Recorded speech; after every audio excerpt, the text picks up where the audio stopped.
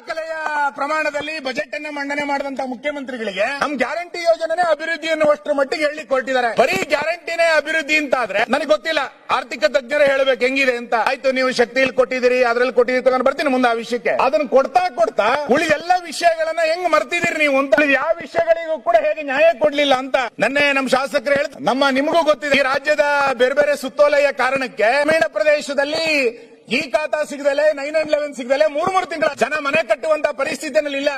ಪ್ರಾಧಿಕಾರದಲ್ಲಿ licence ಗಳನ್ನ ತೆಗೆದುಕೊಳ್ಳಿಕ್ಕೆ ಆಗ್ತಾ ಇಲ್ಲ. ಎಷ್ಟು ಸರಿ ಸಚಿವರನ್ನ ಜನ ಭೇಟಿ ಮಾಡ್ತಾರೆ, ಗ್ರಾಮ ಪಂಚಾಯತಿಗಳಿಗೆ ಬರ್ತಾರೆ, ಗ್ರಾಮ ಪಂಚಾಯತಿಗಳಿಗೆ ಬಂದ್ರೆ ಅನುದಾನಕ್ಕಿಲ್ಲ, ಈ ಖಾತಾ ಸಿಗ್ತಾ ಇಲ್ಲ, 911 ಸಿಗ್ತಾ ಇಲ್ಲ. ಗ್ರಾಮ ಪಂಚಾಯತಿಗಳು ಪ್ರವಾಸಿ ಕೇಂದ್ರಗಳಲ್ಲ, ಗ್ರಾಮ ಪಂಚಾಯತಿಗಳು ಆಲಿಸುವ ಕೇಂದ್ರಗಳು, ಸಮಸ್ಯೆಗಳನ್ನ ಆಲಿಸುವ ಕೇಂದ್ರಗಳಾಗಬೇಕಾಗಿತ್ತು. ಅಲ್ಲಿ ಏನೋ ಸಮಸ್ಯೆಗಳಿಗೆ ಪರಿಹಾರ ಸಿಗಲ್ಲ ಅಂತಂದ್ರೆ ಗ್ರಾಮ ಪಂಚಾಯತಿಗಳ ಪರಿಸ್ಥಿತಿ ಇವತ್ತು ಏನಾಗಬೇಕು? ಈ ಹಿನ್ನೆಲೆಯಲ್ಲಿ ವಿಕಾಸ ವಿರೋಧಿಯಾದಂತ ಸರ್ಕಾರ ಅನ್ನೋದನ್ನ ನಾನು ಹಳಿತಪ್ಪಿದ ಆಡಳಿತದಲ್ಲಿ ಸರ್ಕಾರದ ಬಗ್ಗೆ ಉಲ್ಲೇಖ ಮಾಡಬೇಕು.